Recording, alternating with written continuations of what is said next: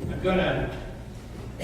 question I'm about to ask, if you answer yes, I'm not going to make fun of you, I'm not going to use you as an example at the end of the sermon, and I'm not trying to say there's anything bad with it, okay? So feel free to answer truthfully. Now, how many people in this room collect something? Are you a collector of something or this or that or the other? All right, thank you for your honesty. I am a collector. I'm not quite a hoarder, but I am a collector. I think I've told you in the past that I used to publish books on antique and collectible glass, and I got so that I did all my own photography. And I would pack up the studio and get on an airplane or get in a car and drive to wherever the collection was. As a consequence of that, I have been in some amazing homes. I've seen amazing collections of this and that and the other thing. I once went to a house, I think it was in Michigan, where the house was about the size of this set of pews over here. And then I went up and I said, well, where's the collection of glass? Well, that's out back. We walked out back, and there was a barn like 4 times the size of this building, full of tractors and toys and glass. They lived in a tiny house, but they had a huge place for those that collected this. But one thing I've learned as I visited all these different homes and all these different collectors, when they started collecting, they were very happy to get anything that was part of their genre. And they were thrilled with the ordinary. But the longer they collected, the more they sought only the extraordinary. Now, I happen to be a guy who loves carnival glass. Carnival glass is that glass that has an oil-on-water shimmer to it. And it was called carnival glass because it was given away as prizes on the midway in carnivals. Right? And the 2 big names in carnival glass are Millersburg and Northwood. And I happen to be a Northwood fan. And that's a gentleman named Harry Northwood is the one who invented the recipe that does that. And so Northwood was fairly nice glass in the 70s and the 80s when I started collecting it. But Millersburg was like, okay? So there's a town in Ohio called Millersburg, Ohio, and that's where that glass factory was. And I went to a lady's home in that town to do a photo shoot, and she had the most stunning collection of Millersburg. I mean, it was like, wow. And as I was doing the shoot, I noticed that there was a purple Northwood footed bowl on the top of her refrigerator, and she had grocery coupons in it, okay? Now, that particular bowl at that particular time was selling for about $8,000 on eBay. And she had it on the top of the refrigerator with newspaper coupons in it. I would have considered that to be the primo thing in my collection. I would have put it in the center of the cabinet with all the lights on it, and she had it on the top of the refrigerator. And when I asked her about it, she said, oh, that's just an ordinary piece of Northwood. Because she collected pieces of glass that were worth more than that, way more than that. Her collection at the time was probably worth $1 million. And the only thing she wanted was the extraordinary. And it's interesting that ordinary and extraordinary are relative to your perspective. And that's one of the things that I want to address this morning. That's one of the things that the Spirit has laid upon my heart. Are we believing that ordinary is extraordinary when it's really ordinary? You with me so far?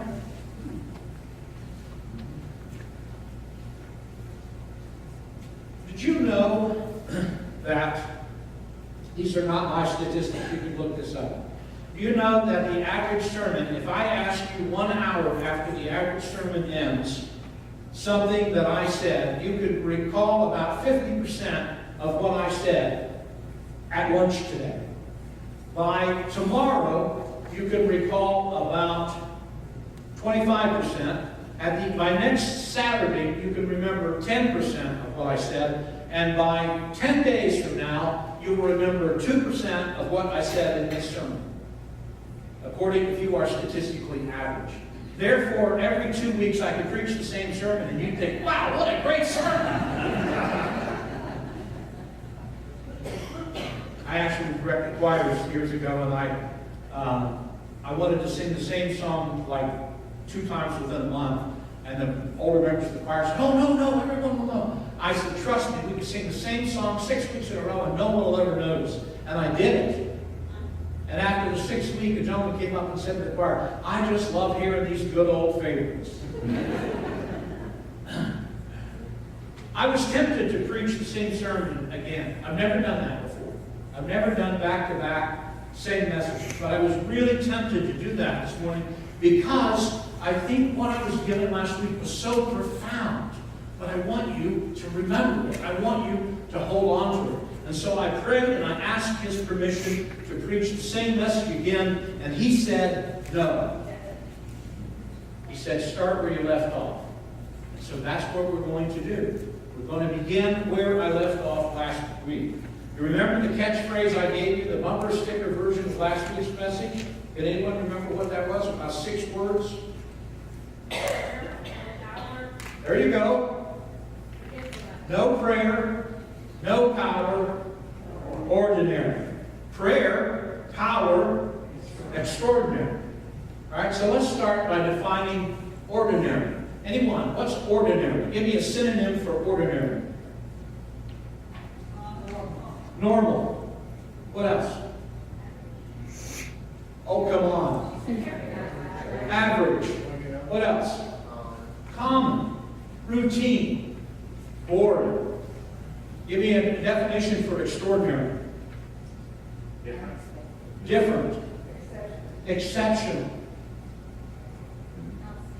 Outstanding. Not as plentiful. There's not as many of them. That's right. Unusual. Not as many of them. Here are the dictionary definitions of these 2 words. Ordinary. Regular, normal, customary, usual, boring, commonplace. Extraordinary. Remarkable. Rare. Unusually great. Out of the ordinary. So exceptional as to provoke astonishment. Now, as we begin this morning, as you look at your spiritual life, as you look at your relationship with Jesus Christ, as you look at your worship experience and your experience of going to church, which of those 2 words best describes where you are? Don't answer that question. Answer it to yourself. God never intended for church to be ordinary. God never intended for your life to be normal, routine, boring, commonplace. God created you with the intention for your life to be extraordinary, rare, exceptional, provoking astonishment.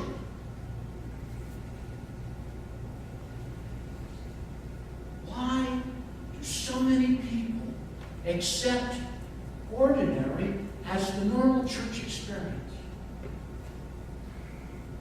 I was thinking about that, and I thought, I got a great illustration, all right? So after church today, sometime, I would bet that many of you will go to a restaurant. And you'll say to the server, just go with me, you'll say to the server, I'd like to order a steak today. And the server says, oh, that's terrific. You can have the ordinary steak or the extraordinary steak. They're both the same price. What would you like? I'd like ordinary, please. You go to the dealership and you're going to buy a new truck or car, and you pick out the one you want. You pick out the color you want, and the dealer says, the salesman says to you, I got the same thing, exactly what you want. This one over here is an ordinary truck. This one over here is an extraordinary truck, and you can have either one for the same price. What do you want? I'll take the ordinary. You go to buy a new set of clothes, and the sales lady says, "Okay, this outfit will make you look ordinary, and this outfit will make you look extraordinary. They're both the same price. Which one would you like, ladies?" I'll take the ordinary. You're online. You're on an online dating service, and you've been looking for, and you get a message, an email, and it says, "We found 2 perfect matches for you. One is as ordinary can be, and one is extraordinary. Which one do you want to date with?" You smile and you chuckle, and you think, I don't think very many people would take ordinary in any of those cases. And I know good well there's not one lady in this house who would take an outfit that was said, "This will make you look ordinary." So why, when we come to church and accept routine, stale, monotonous, nothing, no excitement, and say, wow, that's a really good church experience, when that's ordinary. And God intended something to happen here as extraordinary, that will take you way beyond here and now and what you think is possible. And yet, we're happy with ordinary. Who wouldn't want remarkable, rare, unusually great, out of the ordinary, exceptional, as a point to provoke astonishment? This morning we return to the chapter in Luke that we were in last week, chapter 6. We begin at the same place we were at verse 12. We will continue on through verse 19. Hear now the word of the Lord. It was at this time that he went off to the mountain to pray. And he spent the whole night in prayer to God. And when the day came, he called his disciples to him, and he chose 12 of them, whom he also named as apostles. Simon, whom he also named Peter, Andrew his brother, James and John, Philip and Bartholomew, Matthew and Thomas, James the son of Alphaeus, and Simon, who was called the Zealot, Judas the son of James, and Judas Iscariot, who became a traitor. Now Jesus came down with them and stood on the level place, and there was a large crowd of his disciples and a great throng of people from all over Judea and Jerusalem and the coastal region of Tyre and Sidon, who had come to hear him and to be healed of their diseases. Listen up. And those who were troubled with clean spirits came to be cured. And all the people were trying to touch him, for power was coming from him and healing all of them. Word of God for the people of God. Where did the power come from? He wasn't born with it. Taught you that last week. He wasn't born with it. He received it when he went down to the waters and agreed, submitted to God's will for his life. And all night he's been up on the mountain praying. And he comes down off the mountain and power comes out of him. Connection? Correlation? Coincidence? Now, you're probably sitting there thinking to yourself, well, there's no way we can do the same thing. We can't heal people. I don't know the lady's name, but there's a lady who spends 6 to 9 months out of the year in a New England state, I can't remember which one, and she prays, and she studies. And then 3 months out of the year, she goes to Africa. And she goes from village to village, camp to camp, city to city, and she lays hands over the ears of children who have been near where a bomb went off, or a rocket went off, or a gun went off, who have lost their healing. You can look it up, folks. She goes camp to camp, village to village, and she lays hands on these children, and they recover their hearing. It's documented. And she's not the only one. Now, how is it that she can do that, and you and I can't? It's because she spent enough time in prayer and submission to the will of God that the power pours out of her and changes people's lives. I don't necessarily think that you and I are called to heal people. I think it would be awesome if somebody was. But I do think that we are called to have the power pour out of us. And as I tried to teach last week, there's only one way the power comes from within and goes out. And that's through prayer. Prayer is an act of submission, an acknowledgement that we cannot do it on our own. When I use the expression wave the white flag, you know what I'm talking about? Right? When a soldier puts a white flag on the end of his rifle and raises it up on the battlefield, what is he saying? Surrender. I surrender. I am no longer willing to fight. I do not think I can win. I do not want to do this anymore. I give up. I'm yours. I surrender. Prayer is our white flag moment to God. It's what He wants. He wants us to wave the white flag. Well, I'm a proud American male. I'm not going to surrender anything. By golly, I can do this. No, that's not what it means. That's not what He wants from you. He wants you to acknowledge you can't do this. You cannot walk like Jesus Christ on your own. You cannot live sinless. You cannot stay away from the bottle. You cannot stay away from the pills. You cannot stay away from pornography. You cannot stay away from the casino on your own. You're never going to be successful on your own. Not as successful as He would like you to be.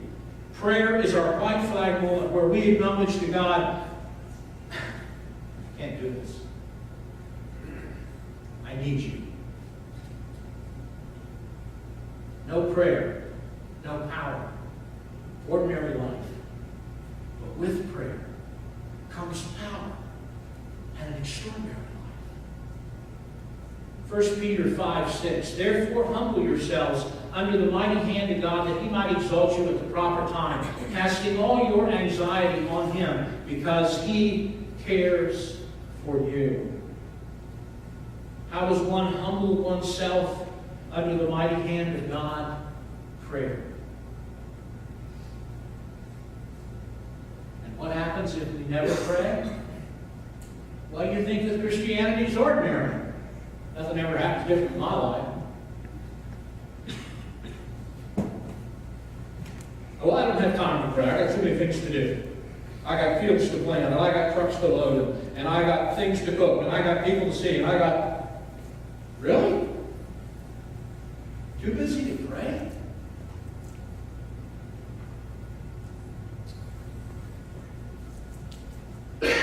There are people probably sitting in this room right now or listening to these words on the internet who are shaking their heads and thinking to themselves, I don't know what he's talking about, because ordinary is all there is. No, there isn't. Extraordinary is waiting for you. But you have to want it. And you have to seek it. And you have to submit to it.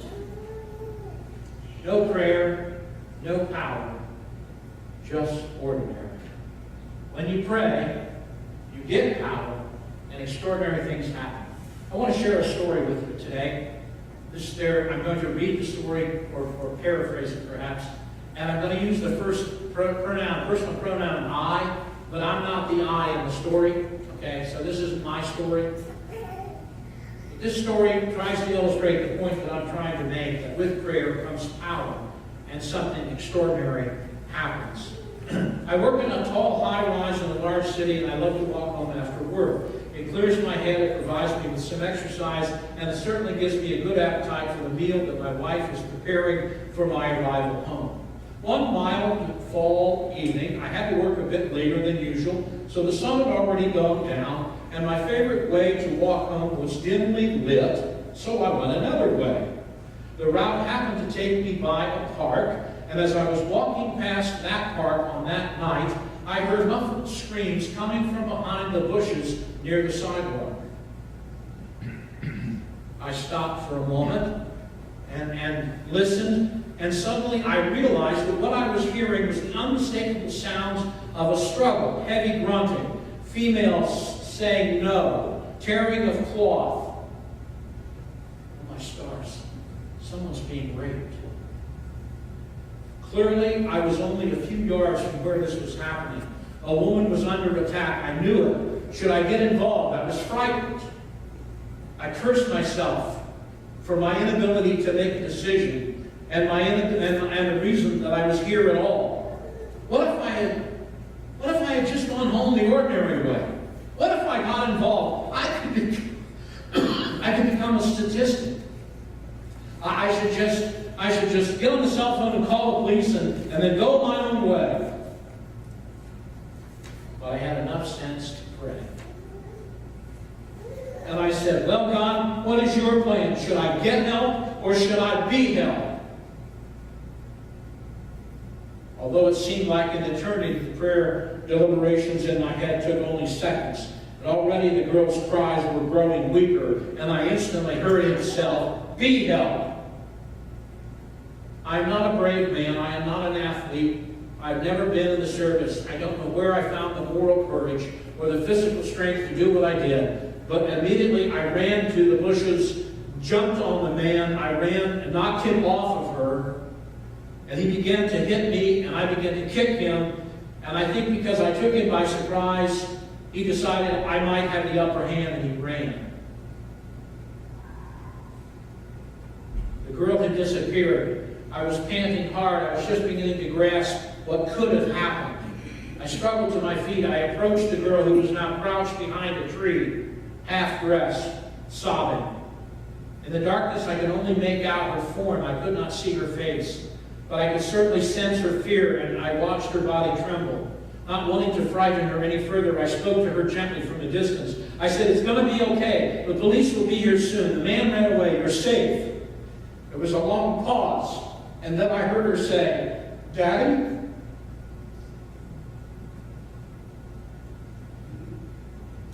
That's a true story. Because he paused to pray, because he asked what God's plan was, because he submitted himself and got involved in a situation that he was scared to death to get involved with, he saved his daughter from being raped and possibly killed. Now you say, well, that's just a 1 in a million. That wouldn't happen to me. No prayer, no power. Ordinary. With prayer comes power and extraordinary. But you'll never get there if you don't want to get there. If you never seek extraordinary, you'll always live with ordinary. I refuse to be the pastor of an ordinary church. I won't let us be ordinary. I will drive you kicking and screaming to extraordinary, because that's what God wants. That is what he created us for.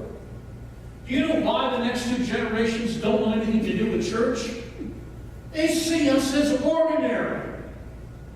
We don't love each other unconditionally. We don't forgive each other unconditionally. We're not unconditionally generous or kind. We're just like them.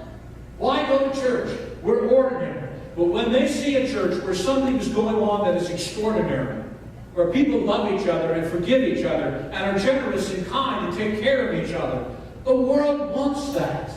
The 20s and the 30s and the teens, they desperately want that. They want family. They want to be loved and taken care of. But what do they see when they come to church? Ordinary. They get entertainment, or they get the same old religious mumbo-jumbo, or they get told what they want to hear. God loves you and he wants you to be prosperous. If you want something to happen in your life, you have to ask for it. You have to seek it. God has a plan. I love the song that the praise team sang earlier about, I prayed and now where's my answer?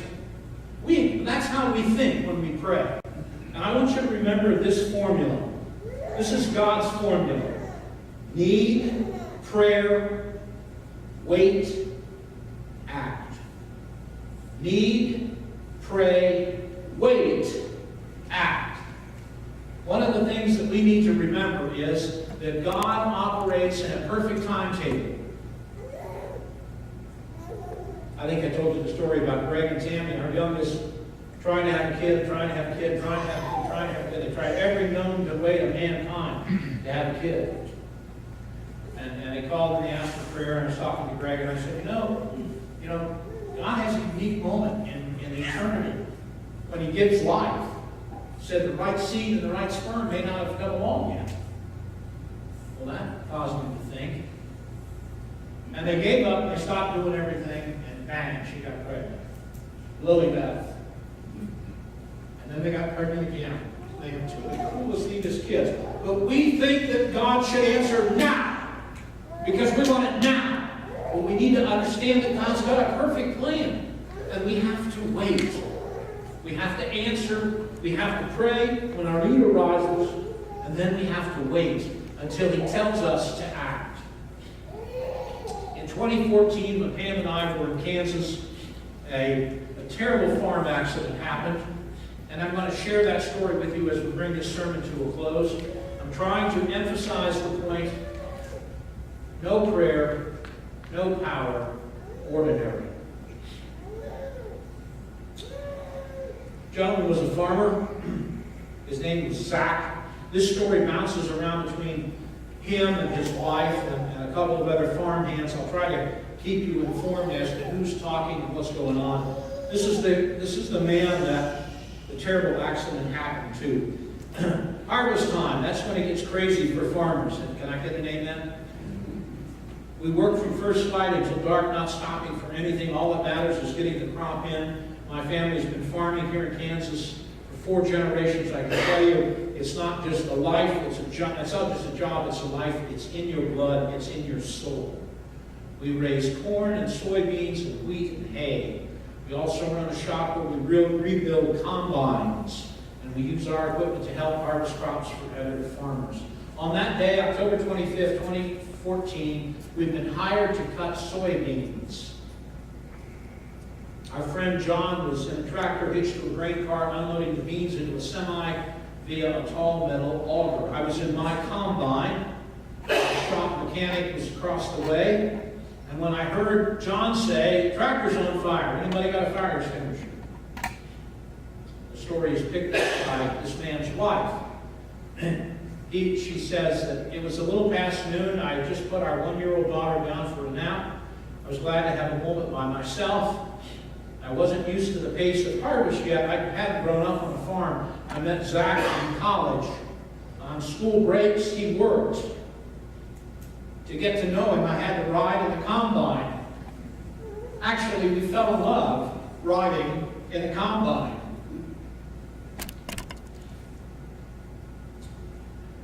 Because I'm running out of time, I'm going to paraphrase. So, this guy drives his tractor and runs over to, or jumps in a vehicle that he had beside the combine, and he runs over to where this tractor's on fire. And he can't figure out why it's on fire. He gets there, and one of the tires is just burning like crazy. And so, I can't remember what caused it. I jumped out of my combine, I got in the service truck, I drove over to the grain cart. The tractor's left back tire was on fire. Where was it coming from?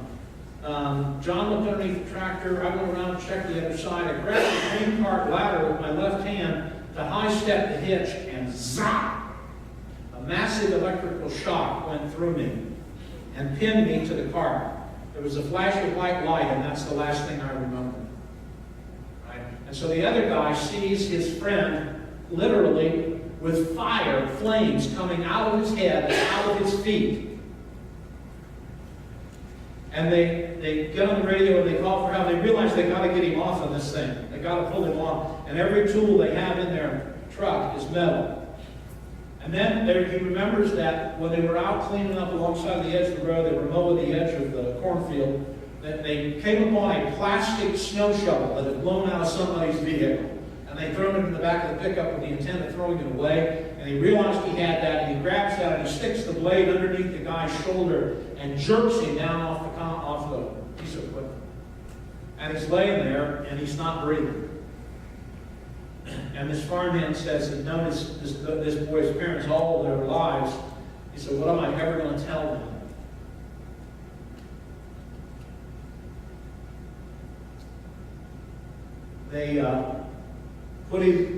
They raised him to ICU.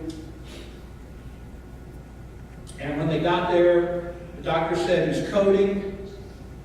And he went out, and he was out for several long seconds. And finally he said, "I've got a pulse."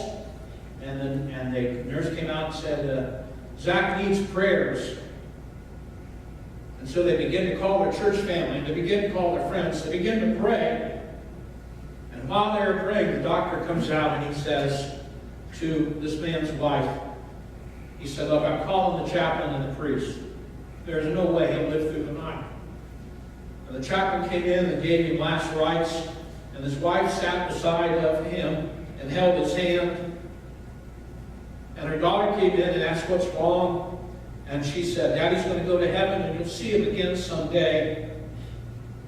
And the doctor went home for the night because there was nothing he could do. But his church family chose to stay up all night. And they prayed. In fact, they came to the hospital and prayed in the lobby, which was as far as they were allowed to go. And they prayed for God's miracle. When morning came, his kidneys had started functioning, his lungs had cleared, his heart was beating regularly, and the doctor came in and said, I quote, "Well, that had to be God." But he's going to need a lot more miracles if he's going to make it.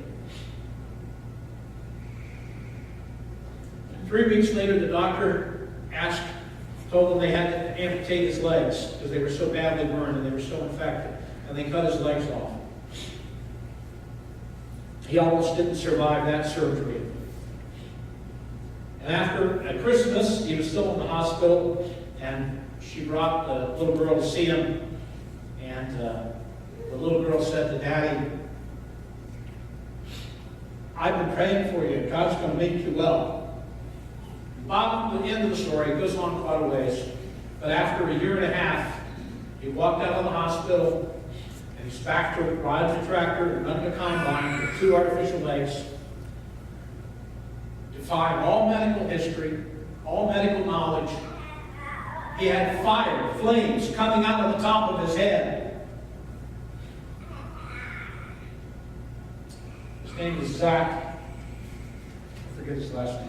It's Gordon, actually. Well, that's just a 1 in a million. That wouldn't happen to me, right? Except that God promises us. With prayer, there's power. And with power comes an extraordinary life. But if we don't pray, we don't have any power. And life is ordinary. And what's the big deal about following Jesus?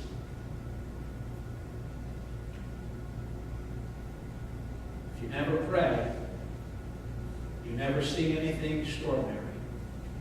But trust me, when you pray, life gets extraordinary.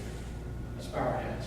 Holy Father, I pray that your message would penetrate the deepest heart, the hardest crust of the most complacent individual in this room, and help them to understand that you never created us to be ordinary. Ordinary is what we have chosen. You planned extraordinary. I cannot imagine your frustration at all of the things that you want to do for us and through us, and all of the tools that you provided, and we choose to ignore it and then complain because life is so ordinary. I pray, Father, for this church family and for its leaders and for the families represented within this family, that we would choose extraordinary, that we would believe extraordinary is the ordinary that you planned for us, and that we would submit our lives to you, that we would pray daily. We would understand that prayer is not a 911 call, but it is the means by which we have a relationship with you and the means by which your power passes through us to change us and change the world. Help us, Father, to choose extraordinary. I ask these things in the holy and blessed name of He who is extraordinary, Jesus Christ. Amen.